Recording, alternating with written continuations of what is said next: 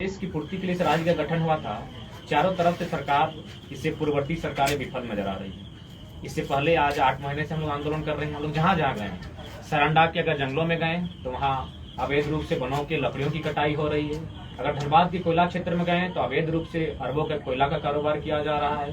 कल गुमला क्षेत्र से आए, वहाँ बॉक्साइट का अवैध कारोबार चल रहा है। यानी चारों तरफ से झारखंड का लूट चल ही रहा था। इसी बीच एक बहुत बड़ी साजिश, गहरी साजिश, सोची समझी साजिश के तहत भाषाई अतिक्रमण, ये आंदोलन जो इसका आगाज हुआ था भाषा को लेकर, आज पुनः हम लोग फिर वहीं आकर खड़े हो गए। भाषाई आंदोलन, कोई भी राज्य बनता है उस राज्य का सृजन का आधार होता है।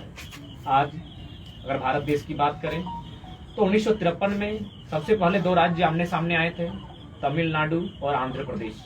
तमिलनाडु तमिल भाषा के लिए सुरक्षित किया गया और आंध्र प्रदेश तेलुगु भाषा के लिए। यानी भारत का जो पहला राज्य बना अलग हिंदुस्तान बनने के बाद, वो भाषा के आधार पर ही बना था। यानी भाषा का महत्व होता है। 1960 में फिर 2 बड़े राज्य आपस में टकराते हैं, महाराष्ट्र और गुजरात। उस समय बॉम्बे राज्य हुआ करता था। बॉम्बे राज्य 2 भागों में बढ़ जाता है, एक महाराष्ट्र बनता है और एक गुजरात बनता है। तो कहीं ना कहीं ये आंकड़े स्पष्ट कहते हैं कि जो नए राज्यों का गठन किया गया उसका मैक्सिमम आधार था भाषा, संस्कृति, परंपरा। उसी उद्देश्य के साथ अलग झारखंड राज्य बना था कि यहाँ की भाषाओं को संरक्षित किया जाएगा, यहाँ की संस्कृति को विशेष संरक्षण दिया जाएगा। लेकिन चूंकि राज्य बनने के बाद यहाँ के हुक्मरान रहे या फिर यहाँ सरकार में बैठे लोग रहे, उन्होंने केवल अपनी सुनी, इस राज्य की कोई सुधि लेने का प्रयास नहीं किया। आज उसी क्रम में मैं सबसे पहले जो भी भाषाएं ऐड की गई है उन भाषाओं का एक भाषा के नाते सम्मान करता हूँ। भोजपुरी हो, मगही हो, उर्दू हो, अंगिका हो, एक भाषा के नाते मैं सम्मान करता हूँ। लेकिन वो भाषाएं मेरे राज्य की नहीं है, अतः मैं अपने राज्य में अंगीकृत अभिक्षेत्रीय और मातृभाषा के रूप में मैं इसका समर्थन नहीं कर सकता, क्योंकि मेरे राज्य का निर्माण ही हुआ था। यहाँ के लोगों के तबके के जो नीचे हैं उन्हें विकास करना है, उसमें भाषा भी महत्वपूर्ण आधार होती है। जिस प्रकार कश्मीर में सेव लगता है, किंतु वही सेव अगर हम तमिलनाडु और केरल की माटी में लगाने जाएंगे तो वहां फिट नहीं बैठता है। यानी मिट्टी के अनुसार फसल लगते हैं, मिट्टी के अनुसार भाषा का सृजन होता है। और झारखंड राज्य की माटी में भी बहुत सारी भाषाओं ने जन्म लिया है, जिनमें कई जनजातीय भाषा है, क्षेत्रीय भाषाएं हैं। लेकिन उसके बावजूद वर्तमान में जो परिस्थिति देख रहे हैं भाषाई अतिक्रमण को लेकर, लगातार बिहार और यूपी राज्य की भाषाओं को, कभी कभी बंगाल की तो कभी उड़ीसा की भाषाओं को यहाँ थोपने का प्रयास किया जाता है। इससे क्या होगा कि झारखंड की संस्कृति पतन होगा।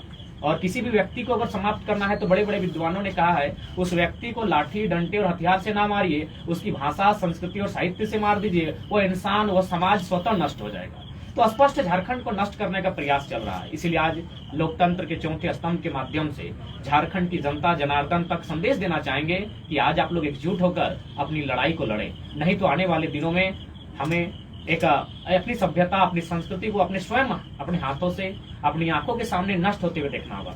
किसी भी इंसान को अगर दमन करना है तो बहुत सारे चीजें होती है, लेकिन आज के दौर में देखा जाए तो 3 चीजों में उसको डैमेज कीजिए। राजनीतिक डैमेज कीजिए, सांस्कृतिक डैमेज कीजिए, आर्थिक डैमेज कीजिए, वो इंसान, वह समाज, वह राज्य स्वतः नष्ट हो जाएगा। राजनीतिक डैमेज हम लोग नहीं हो पा रहे हैं क्योंकि हमारी आबादी है, हमारे विधायक चुन के जा रहे हैं, हम लोग राजनीतिक डैमेज नहीं हो रहे हैं। लेकिन ये लोग लगातार सांस्कृतिक डैमेज कर रहे हैं, भाषाई छेड़छाड़ कर रहे हैं, आर्थिक डैमेज हम लोग हो चुके हैं। आज अगर सांस्कृतिक डैमेज होता है तो कहीं ना कहीं हमारा पतन होगा। पहली बात मैं स्पष्ट कहना चाहूंगा, एक राजनीतिक व्यक्ति जब वो बात करता है तब वो हिंदू, मुसलमान, जाति, धर्म पर बात करने से बचता है। लेकिन हम लोग आंदोलनकारी है, हम लोग हर विषय पर लॉजिकली बात करना चाहेंगे। सबसे पहले उर्दू की बात करें, आप किसी भी मधु मंसूरी की बात करें या फिर हमारे नागपुरी कलाकार मजबूल खान की बात करें, उन्होंने नागपुरी भाषा में गीत गाया है। यानी उर्दू राष्ट्रीय भाषा है। यदि राष्ट्रीय भाषा को क्षेत्रीय भाषा आप साबित करने में लगे हैं तो फिर कुड़माली, संथाली, मुंडारी, इसको अभी नेशनल लैंग्वेज और इंटरनेशनल लैंग्वेज बनाया जाए। तो कहीं ना कहीं 1952 में जो पाकिस्तान से कटकर बांग्लादेश भी बना था, उस समय एक बहुत बड़ा हेडलाइन छपा था कि धर्म पर संस्कृति की विजय। इंटरनेशनल न्यूज बना था कि धर्म पर संस्कृति की विजय। यानी दोनों पक्ष मुसलमान थे, लेकिन भाषा के आधार पर 2 देश का निर्माण हुआ था। यानी भाषा का महत्व होता है, भाषा संस्कृति का आधार होता है। ठीक उसी प्रकार भोजपुर क्षेत्र की भाषा है, भाषा का हम सम्मान करते हैं। अंग की भाषा अंगिका है, मगही मगध क्षेत्र की भाषा है, हम उस भाषा का सम्मान करते हैं। लेकिन जो लोग, यह भी सत्य है कि रांची, धनबाद, बोकारो में भोजपुरी बोलने वाले लोग रहते हैं, लेकिन ध्यान देने वाली बात है वे लोग प्रवासी हैं। और प्रवासी लोग काम करने के उद्देश्य से आते हैं, वे व्यापार करने के उद्देश्य से आते हैं। उनको यहाँ इस क्षेत्र में उनको भाषा, उनकी संस्कृति को संरक्षण नहीं मिलना चाहिए। क्योंकि हमारे लोग भी महाराष्ट्र में रहते हैं, हमारे लोग गुजरात में रहते हैं, हमारे लोग तमिलनाडु में रहते हैं। वे लोग एक प्रवासी के तौर पर वहाँ कार्य करने के लिए जाते हैं, किंतु उनकी भाषा का संरक्षण वहाँ नहीं दिया जाता है, और ये सही है और ये होना भी चाहिए। लेकिन अगर हमारे राज्य के साथ ऐसा होता है तो इससे क्या होगा, हमारी सांस्कृतिक विघटन होगा, और धीरे धीरे जो हमारे लोग हैं वो लगातार हास्य में जाएंगे। कुछ लोग, कुछ समुदाय, कुछ कबीला तो धीरे धीरे मिट भी रहे हैं, जिनमें असुरी, उनका आप इतिहास देख सकते हैं। असुरी जनजाति जिसने आज लोहा गलाने की प्रथा दुनिया को दिया, आज वो असुरी भाषा भी खत्म हो चुकी है, असुरी जनजाति भी खत्म हो चुकी है। तो इसलिए सरकार को अगर काम करना चाहिए तो झारखंड की जो भाषाएं हैं, चाहे क्षेत्रीय भाषाएं हैं, चाहे जनजातीय भाषाएं, उन पर काम करना चाहिए। लेकिन चूंकि आज भी राज्य को चलाने वाले लोग अन्य राज्यों से हैं, भले मुख्यमंत्री हमारे हैं, लेकिन चलाने वाले लोग अन्य राज्यों के हैं, वे लोग कहीं ना कहीं प्रयास करेंगे कि इस राज्य का विकास ना हो, इस राज्य का उन्नति ना हो, और वे अपने लोगों को यहाँ कैसे शिफ्ट करते हैं। तो इसलिए आज राज्य को सोचना चाहिए, राज्य की सरकार को सोचना चाहिए, और मीडिया बंधुओं के माध्यम से ये संदेश होगा कि ये भाषाई अतिक्रमण पर हम लोग बहुत जोरदार उलगुलान की तैयारी में हैं, और इस बार जो ये उलगुलान होगा ये इसकी अगुवाई स्वयं छात्रगण करेंगे, क्योंकि भाषा कहीं ना कहीं छात्र से रिलेटेड होता है। और हम लोग प्रयास सरकार का ये होना चाहिए कि केजी टू पीजी, पीजी से पीएचडी तक इन भाषाओं में, हमारी जो भाषा इन पर पढ़ाई कैसी होगी। आज माननीय शिक्षा मंत्री को भी संदेश देना चाहेंगे कि कोई भी भाषा अगर नष्ट होती है तो उसका सबसे पहला कारण है कि आप उसको रोजगार से नहीं जोड़ पाते हैं। आज अगर हमारे युवा अंग्रेजी, कंप्यूटर तथा अन्य भाषाओं की ओर अगर अग्रसित हो रहे हैं, उनकी ओर आकर्षित हो रहे हैं, तो इसका कारण है रोजगार सृजन। तो इसलिए जब तक आप इन भाषाओं को, चाहे क्षेत्रीय भाषाएं हो या जनजातीय भाषाएं हैं, इनके माध्यम से अगर आप रोजगार सृजन नहीं करते हैं तो निश्चय ही उससे उनका मनमुटाव होगा, उन भाषाओं से हमारी दूरी होगी, और वो जब भाषा समाप्त होगी तो वो इंसान भी कुछ सालों में समाप्त हो जाएगा। मैंने कभी मीडिया के सामने इन बातों को नहीं रखा, लेकिन मैंने अपनी सभा में अक्सर रखा। मैंने बाहुबली फिल्म का जिक्र किया था। आप लोग भी चूंकि मीडिया जगत के लोग हैं, बाहुबली फिल्म को मैंने जिक्र इसलिए किया था कि बाहुबली फिल्म में जब पहली बार उस फिल्म के अभिनेता और अभिनेत्री का दृश्य को मिलन होता है, उस समय एक पिंडारी शब्द का जिक्र आता है। आप लोग भी गौर फरमाइएगा। तो उस समय जब पिंडारी शब्द का जिक्र आता है, यानी ये केवल फिल्मों का काल्पनिक पात्र नहीं है। आज से 220 साल पहले पिंडारी लोग भारत देश में रहते थे, इसी माटी में रहते थे, इसी माटी में खाते पीते थे, लेकिन आज पिंडारी समाज के, पिंडारी कबीला के एक भी लोग नहीं है। कारण उसकी भाषा समाप्त हो गई, कारण उनकी संस्कृति समाप्त हो गई। आज वे लोग भारत से समाप्त हो चुके हैं। तो इसलिए जब एक संस्कृति को दूसरी संस्कृति पर थोपा जाएगा तो निश्चय ही यहाँ के जो लोग हैं, जो यहाँ की भाषा भाषी लोग हैं, उन्हें अपनी भाषा से महत्व कम और दूसरी भाषा की अट्रैक्शन होगा। क्योंकि जो भाषाएं हैं वो कहीं ना कहीं हमसे थोड़ी संपन्न भाषा है, उनके पास साहित्य है, उनके पास सिनेमा है, और आज सिनेमा घर घर है। तो इसलिए उन भाषाओं का हमारे भाषाओं की तुलना में पकड़ और असर ज्यादा है। तो इसका दुष्परिणाम क्या होगा कि जो हमारे क्षेत्र की भाषाएं हैं उनका धीरे धीरे ऑटोमेटिक विघटन होता जाएगा। और ये हम नहीं, यूनाइटेड नेशन ऑर्गेनाइजेशन के आंकड़े कहते हैं, वो रिपोर्ट कहती है कि आने वाले 2050 तक झारखंड की 8 भाषाएं, जिनमें असुरी, बिरजिया, बिरोहरी, मुंडारी, इस तरह की 8 भाषाएं हैं जो स्वतः समाप्त हो जाएंगी, क्योंकि सरकार इस पर पहल नहीं कर रही है, इन भाषाओं पर रोजगार का सृजन नहीं कर रही है, और जो इस भाषा भाषी को बोलने वाले जो नए छात्र हैं, जो पढ़ने वाले युवा हैं, इससे दूरी बना रहे हैं। तो इससे परिणाम क्या होगा कि ये भाषाएं समाप्त होगी। और अगर भाषा पर अतिक्रमण होता है तो निश्चय वो व्यक्ति जीवित होकर भी एक मृत व्यक्ति के समान होता है। तो इसलिए आज तमाम मीडिया बंधुओं के माध्यम से राज्य की जनता को संदेश होगा, एक बृहद उलगुलान की तैयारी करें, क्योंकि झारखंड माटी का निर्माण, इस राज्य के बनने का उद्देश्य क्या था, इस उद्देश्य की पूर्ति में कहाँ चूक हुई है, इस उद्देश्य की पूर्ति के लिए क्या करना है, उसको तय करना होगा। आज बड़े दुर्भाग्य की बात है, इस राज्य के प्रथम राज्यपाल माननीय प्रभात कुमार ने एक कथन कहा था कि जिन परिस्थितियों में और जिन साधन संसाधनों के साथ झारखंड राज्य अलग हो रहा है, आने वाले 20 वर्षों में यह राज्य भारत का नंबर 1 राज्य बनेगा। लेकिन आज शिक्षा की बात करें, स्वास्थ्य की बात करें, कुपोषण की बात करें, रोजगार की बात करें, यह राज्य नीचे से टॉप 3, टॉप 4 पर कायम है। तो इसलिए आज राज्य की जनता को सोचना होगा कि उन्होंने जिस सत्ता को बैठाने का कार्य किया है, आज वो क्या कर रही है। इसलिए सरकार से मांग होगी और विभाग से मांग होगी। जो विभाग आज कह रहा है कि हम क्या कर सकते हैं, आपको जानकारी होनी चाहिए कि भाषा संरक्षण में बहुत सारा फंडिंग होता है, नेशनल फंडिंग तक होती है। संकट में जो भाषाएं उनके लिए अलग फंडिंग होती है, जो अति संकट में जो भाषाएं उनके लिए अलग प्रावधान है। तो इसलिए जो कहते हैं कि हम क्या कर सकते हैं, उनके पास बहुत कुछ है। आप चाहेंगे तो एक राज्य की उन्नति होगी, अगर आप चाहेंगे तो एक राज्य की अवनति होगी, क्योंकि भाषा सृजन करती है इंसान की संस्कृति का। इसलिए भाषा का संरक्षण किया जाए, उन भाषाओं का यहाँ संरक्षण किया जाए जिन भाषाओं का इस मट्टी में जन्म हुआ है। उन भाषाओं का संरक्षण कतई नहीं होना चाहिए जो इस राज्य की नहीं है। पहली बात, हमने राज्य क्यों लिया था? हमने तो उन्हीं भाषाओं के संरक्षण में, कि उन भाषाओं से हटकर अपनी पहचान बनाने के लिए राज्य लिया था। भोजपुरी, मगही, अंगिका तथा अन्य जो भाषाएं हैं, उन भाषाओं से विरुद्ध जाकर, उन भाषाओं के लीक से हटकर हमने एक राज्य लिया था अपनी भाषा भाषी को संरक्षण करने के लिए, अपनी माटी को, अपनी भाषा को सुरक्षित करने के लिए हमने एक नया राज्य लिया था। लेकिन आज इस नए राज्य में कोई नया उद्देश्य नहीं है, कोई नया उद्देश्य नहीं दिख रहा है। अपितु चारों तरफ से चौतरफा हमला हो रहा है, कभी शिक्षा, कभी संस्कृति, कभी नियोजन, कभी स्थानीय नीति। तो कहीं ना कहीं आज हम लोग जिस मुहाने में आकर खड़े हैं, यहाँ से केवल और केवल इस राज्य में अंधकार होता हुआ दिख रहा है। इस अंधकार को दूर करने के लिए राज्य के तमाम युवाओं से, बुद्धिजीवी वर्ग से, तमाम लोगों से आग्रह होगी। यह आंदोलन जो आज जनवरी महीने से आरंभ हुआ है, यह आंदोलन चाहे जितना लंबा समय लेता है लेने दीजिए, लेकिन लड़ाई निर्णायक होनी चाहिए। झारखंड में प्रथम अधिकार झारखंड वासियों का मिले, ये सुनिश्चित होना चाहिए। मैंने कभी संविधान से बाहर बात नहीं कही, ना मैंने कभी बाहरी मित्री का बात कहा है। 10%, 15% जो अन्य राज्यों में प्रावधान है, उस प्रावधान से जो भी लोग आते हैं स्वीकार है, किंतु मूल अधिकार यहाँ के मूलवासी आदिवासी जो हैं उनको मिलना चाहिए, उनके लिए आरक्षित होनी चाहिए, उनकी भाषाओं का संरक्षण होना चाहिए। जब हमारे लोग बाहर में रहने के बाद हमारी भाषाओं को वहाँ संरक्षण नहीं है, तो फिर अन्य राज्यों के लोग जो है प्रवास के तौर पर हैं, यहाँ रोजगार करने के लिए आए हैं, यहाँ खटने कमाने के लिए आए हैं, उनकी भाषाओं को यहाँ संरक्षण नहीं मिलना चाहिए। पिछली बार जो आप लोगों ने आंदोलन किया था तो सरकार वापस हुई थी, फिर वही चीज सामने आ रही है, तो कब तक ऐसे चलता रहेगा और किसको आप दोषी मानते हैं, कौन जिम्मेदार है इसमें? देखिए, कुछ जिलों में हटा भी था जिन भाषाओं का आप जिक्र कर रहे हैं, लेकिन उर्दू, उड़िया और बंगाली ये तो हटा ही नहीं, क्योंकि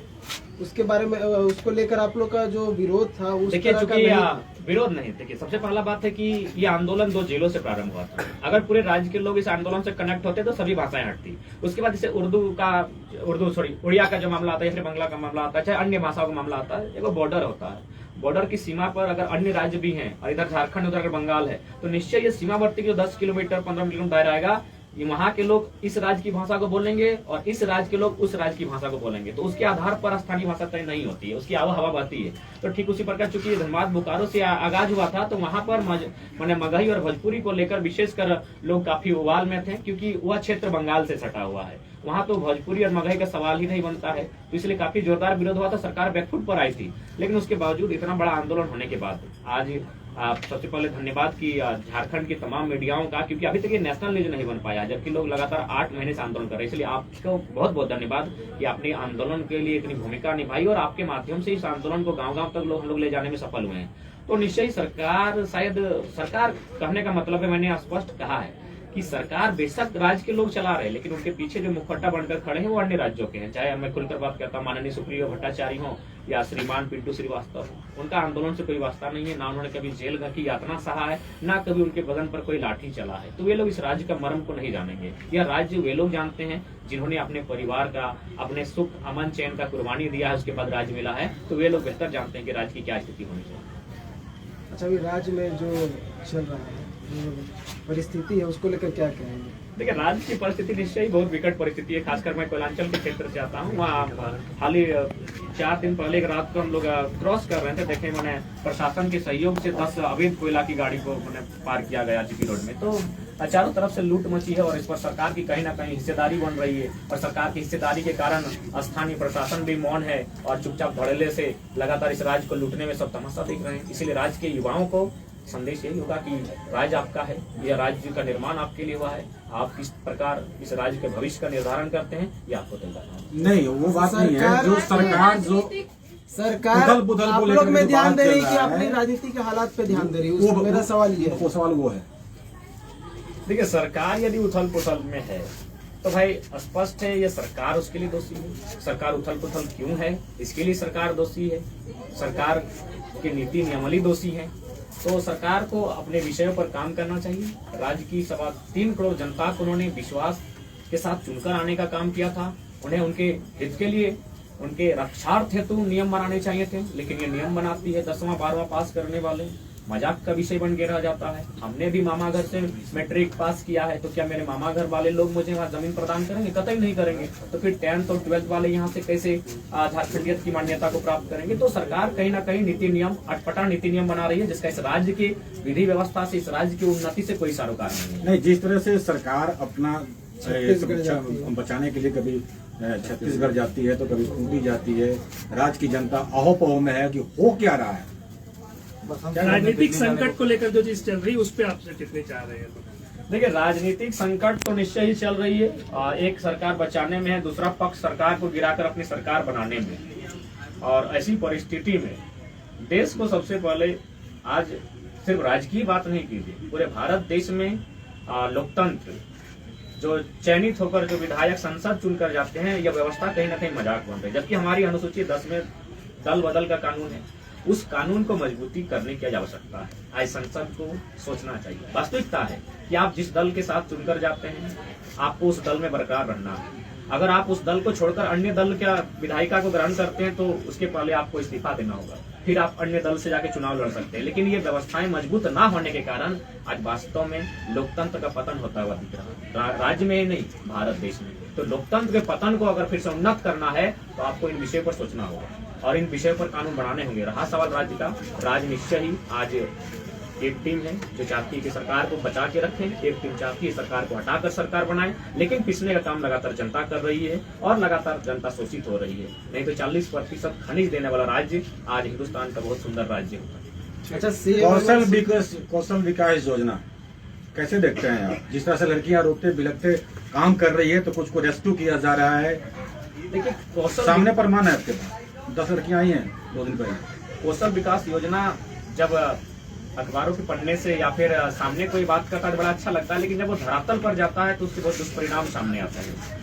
बहुत सारे हमारे बीच नजदीक के छात्रों ने उस पर प्रशिक्षण लेकर जुड़ने का कार्य किया था, लेकिन अंततः उन्हें निराशा ही लगी। तो कहीं ना कहीं ऐसी योजनाएं जिनमें योजनाएं धरातल पर आती हैं लेकिन उसका मैक्सिमम फंडिंग ऐसे लोगों के पास जाता है जिनका ऐसे कोई सरोकार नहीं होता है। बड़ा दुख का विषय है। हमारे राज्य की बहनें जो इस राज्य को छोड़कर जाती है, एक नौकरानी बनने तक की जिद के लिए दिल्ली चली जाती हैं और यही हमारा राज्य 40% खनिज देने वाला। दूसरी ओर केरल, कर्नाटक से कोई बहन आती है वो डॉक्टरनी नर्स बनकर आती है। तो कहीं ना कहीं इस पर राज्य को सोचना चाहिए और शिक्षा व्यवस्था हो चाहे अन्य व्यवस्था हो, उसमें महिलाओं को कुछ आरक्षण का प्रावधान करना चाहिए ताकि उनकी उन्नति हो। जयराम जी, एक प्रश्न है। कुछ दिन पहले यहाँ मोराबादी में रोजगार सृजन किया गया था कौशल विकास के माध्यम से। यहाँ से हजारों लोगों की बहाली हुई थी। अब एक तरफ बहाली करते हैं सरकार, दूसरी तरफ से रेस्क्यू कर वापस बुलाया जाता है। ऐसा क्यों हो रहा है? 8,000 बोल के भेजा जा रहा है, 5,000 3,000 सैलरी मिल रहा है और बंधक बना के रखा जा रहा है। गेट बंद कर उनको बाहर नहीं निकलने दिया जा रहा है। एक तरफ सरकार क्षेत्रों से लड़कियां आ रही हैं। जी, इसका ताजा उदाहरण हमारे तुर्चाची प्रखंड से ही। हमारी शौजाती एक वो लड़की है, उसको इसी तरह योजना के माध्यम से दिल्ली ले जाया गया और फाइनली उसको वहाँ बंधकी बना गया और उसका इस प्रकार से ब्रेन वॉश हुआ कि फाइनली वो लड़की पता नहीं उसका रेस्क्यू भी हो पाया कि नहीं। तो कहीं ना कहीं ये योजनाएं आम व्यक्ति जो आम छात्र हैं, जो बेरोजगारी से हतोत्साहित हैं, वह सिचुएशन देखते हैं कि मरता क्या नहीं करता है। वो 5,000 की नौकरी को 3,000 तक में समझौता कर लेता है, लेकिन फाइनली वहां भी उसका शोषण किया जाता है। तो ऐसे में आज देश को, राज्य को सोचना चाहिए और विशेषकर किसी भी देश और राज्य की उन्नति आर्थिक उन्नति से होती है। तो आर्थिक उन्नति कैसे हो, रोजगार सृजन कैसे हो, इस पर एक बहुत बड़ा विषय है, बहुत गंभीर विषय है। इस पर राज्य के साथ देश को भी सोचना चाहिए। 1932 का मुद्दा आप लेकर के हमेशा चल रहे हैं। इस बार सेशन में तो मुख्यमंत्री जी भी बोल दिए हैं हमें लाएंगे। लगातार जो सत्ताधारी दल के नेता वो भी लगातार पॉजिटिव बयान दे रहे हैं इसको लेकर। हाँ, निश्चय ही 1932 कभी सत्ताधारी लोग खुद मुकर रहे थे, लेकिन आज जनता के आक्रोश को देखकर, चाहे गिरिडीह के विधायक हों, आज तो देख रहे हैं स्पीकर महोदय का भी बयान आया है, मुख्यमंत्री तो बोल ही रहे, शिक्षा मंत्री पहले भी बोलते थे। तो कहीं ना कहीं जनता के आंदोलन के बाद आज ये सब चीजें सामने देखने को मिल रही है। इसीलिए आंदोलन के कारण हमें भी बल मिला है कि कहीं ना कहीं सरकार भी इन गतिविधियों पर नजर रखी है और वॉच कर रही है। कहीं ऐसा तो नहीं सरकार जो उथल पुथल चल रहा है, लगातार फैसले लिए जा रहे हैं, इसी में 1932 का खाता पार हो जाए, बेड़ा पार हो जाए? देखिए, कहावत तो है कि मैंने हाथी के दांत दिखाने के अलग होते हैं, खाने के अलग होते हैं। ठीक उसी प्रकार हेमंत सोरेन की अभी तक कार्यशैली रही है। लेकिन अब देखने वाली बात होगी, 14 तारीख का समय है, शायद कल ही है। अब कल देखा जाता है कि 1932 को लेकर विधानसभा के भीतर से क्या आवाज होती है, और नहीं तो फिर 2024 में बहुत बड़ी आवाज होगी और इतनी भयानक आवाज होगी कि राज्यवासियों को सुनाई देगी। जयराम जी, एक सवाल है, सीधा सवाल है कि बबुआ राज में जो बबुआ मुख्यमंत्री ये खड़े नहीं उतरे? बिल्कुल नहीं खड़े उतरे, एकदम नहीं खड़े उतरे। आज केवल एक आदिवासियत सेंटीमेंट के साथ सरकार चलाई जा रही है। अगर आप चलिए, आप पहला शब्द आदिवासी का ही जिक्र करते हैं। अगर आप आदिवासी का ही भला चाहते हैं तो जैसे दुमका सीट खाली हुआ, वहाँ बसंत सोरेन को नहीं किसी बुरी सोरेन को टिकट देना चाहिए था।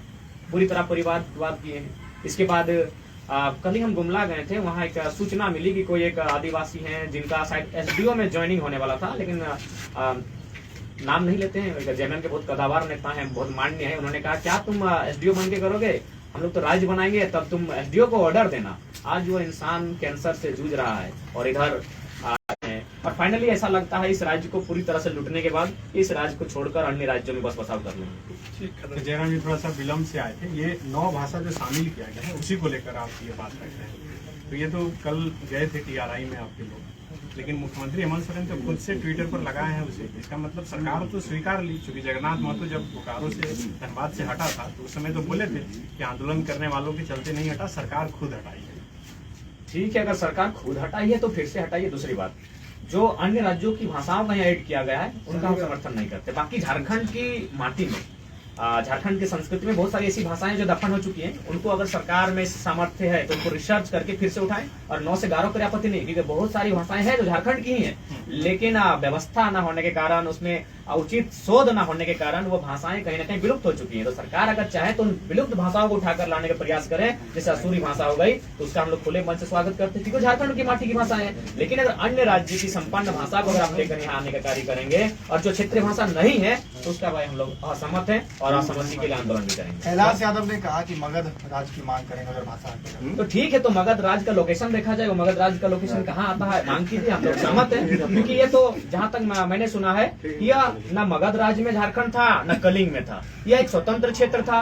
और सम्राट अशोक के शिलालेख कहते हैं, कलिंग शिलालेख 2 स्पष्ट कहता है कि सम्राट अशोक एक रक्षित नाम के व्यक्ति को झारखंड के 8वीं, उस समय झारखंड का नाम 8वीं प्रदेश था, यहाँ के जनजातियों से सहायता लेने के लिए, तीर धनुष चलाने में अच्छा थे, इनसे सहायता लेने के लिए रक्षित नामक व्यक्ति को 8वीं प्रदेश भेज देते हैं। बिल्कुल कैलाशवादी यादव जी का स्वागत करते हैं, समर्थन करते हैं, मगध राज मिलना चाहिए, लेकिन मगध की सीमा में ये न कलिंग है न मगध है, ये 8वीं प्रदेश था, ये राढ़ सभ्यता है और राढ़ का एक अलग इतिहास है। कल अगर कैबिनेट में 1932 के आधार पर लाया जाता है तो आप लोग इसका समर्थन करेंगे सरकार के साथ? हाँ बिल्कुल, अगर पहले हम लोग ना पक्ष के विरोधी है, विपक्ष के विरोधी है, किसी इंसान के विरोधी है, हम लोग नीतियों के विरोधी हैं। हमने लगातार कहा है कि हम लोग किसी मंत्री किसी विधायक के विरोधी नहीं है, उनकी नीतियों के विरोधी हैं। अगर 32 लेकर आती है तो हम क्या, पूरे राज्य की जनता समर्थन करेगी। लेकिन हम लोग क्रांतिकारी हैं, आंदोलनकारी हैं, चुप नहीं बैठेंगे। एक मुद्दा समाप्त होगा, दूसरा मुद्दा को तोड़ के निकाल लेंगे। सरकार के बात को कैसे देखते हैं? दिल्ली जाने के बाद क्या बयान समझा, हमको ध्यान वो से बोले ना कि इस वक्त राज्य में की बेटियों के साथ अत्याचार हो रहा था, उस वक्त वो अंडरगारमेंट्स खरीदने के लिए दिल्ली गए थे। तो किस तरीके से इस बयान को देखते हैं कि बहुत हास्य बयान है। एक जिम्मेवार पद पर, ऊपर से राज्य के अगवा के अनुज हैं और राज्य की बागडोर को संभाले हैं, कहीं ना कहीं इनडायरेक्ट रूप से। अगर उस व्यक्ति के मुख से अगर इतना निंदनीय बयान आता है तो कहीं ना कहीं शर्मनाक स्थिति है। सही बात है, आज बहन बेटियों के साथ, उनकी इज्जत के साथ आज लगातार हमले हो रहे हैं, उनकी जान पे हमले हो रहे हैं। आज उनको संरक्षण देने के लिए नीति नियम बनना चाहिए, लेकिन वहां से अगर इस तरह का बयान दिया है कि दिल्ली वो अपने अंडरगारमेंट्स के लिए गए, तो बहुत सोचनीय है, दुर्भाग्य और हंसी का विषय है। झारखंड में वर्तमान कानून व्यवस्था को लेकर क्या कहेंगे? झारखंड की वर्तमान कानून व्यवस्था कहीं ना कहीं लचर स्थिति में है। आज भले 4 मामले बहनों को लेकर आए हैं, लेकिन इससे पहले शायद 3-4 महीना पहले धनबाद में भी आया था, एक के बाद 3 बहनों के साथ दुष्कर्म हत्या के मामले आए थे। तेजाब के माध्यम से एक बहन का हत्या को सुसाइड करने का प्रयास किया गया था। तो कहीं ना कहीं विशेषकर बेटियों को लेकर यह राज्य काफी असुरक्षित है। तो ये कहीं ना कहीं एक बहुत बड़ा विषय है राज्य के लिए। ठीक एक आखिरी सवाल, जगन्नाथ महतो पिछले दिनों बोले थे कि हम लोग ला रहे हैं 1932 और ये लोग जितना दुकान चला रहा है 1932 के नाम पर सबका बंद कर देंगे। नहीं, उनको बोलिए कि जो लोग राजनीति कर रहे हैं उनका दुकान बंद होगा। हम लोग क्रांतिकारी हैं, हम लोग खनन नीति पे बात करेंगे, हम लोग उद्योग नीति पे बात करेंगे। हम लोग माननीय हाईकोर्ट का जो आदेश है कंपनियों को और विधायिका को कि उन जमीनों को आप खाली कर दे जिसमें आपने कंपनी के नाम से लिया है, किंतु वहाँ कोई कार्य नहीं हो रहा है, वहाँ कोई उत्पादन नहीं हो रहा है, तो हम लोग उस पर बात करेंगे। हम लोग उस पर हल चलाने की बात करेंगे जहाँ बड़ी बड़ी कंपनियां हैं। हम लोग विस्थापन नीति की बात करेंगे, हम लोग पुनर्वास नीति की बात करेंगे। कहिए मंत्री जी को कि थोड़ा सा अपने पॉइंट ऑफ व्यू को थोड़ा आगे बढ़ाएं कि हम लोग एक मुद्दा समाप्त होगा, दूसरे मुद्दे पर बात करेंगे। आप लोग नियम बनाते रहें, हम लोग तोड़ते रहेंगे, खोलते रहेंगे और आपको बताते रहेंगे करना क्या है। धन्यवाद। पुनः लोकतंत्र 4थे स्तंभ का कोटि कोटि धन्यवाद। जोहार।